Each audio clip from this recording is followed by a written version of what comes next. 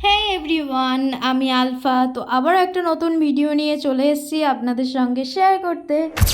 তো কাল সন্ধ্যাবেলা পাপা হঠাৎ করে এসে বলল যে চিকেন তান্দুরি করার জন্য। আর আমিও পাপার কথা মতো বলে দিলাম ঠিক আছে গিয়ে নিয়ে এসো। দেন বলার সাথে সাথেই পাপা চিকেন নিয়ে চলে এসেছিলো 10 মিনিটের মধ্যে।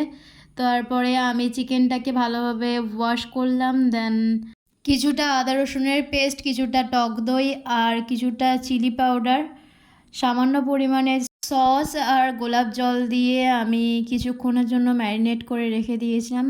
আর আরেকটা জিনিস আমি যেটা স্কিপ করে গেলাম, গরম মশলাও আমি এর সঙ্গে অ্যাড করেছিলাম। দেন প্যানটা গরম হয়ে গেলে আমি কিছুটা পরিমাণের তেল দিয়েছিলাম। দেন ম্যারিনেট করা মাংসগুলো দিয়ে দিয়েছিলাম।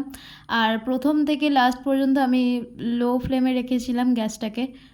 এখানে আমি একটুও জল ইউজ করিনি, কারণ মাংস থেকে যে জলটা বেরোবে সেটাতেই সেদ্ধ হয়ে যাবে।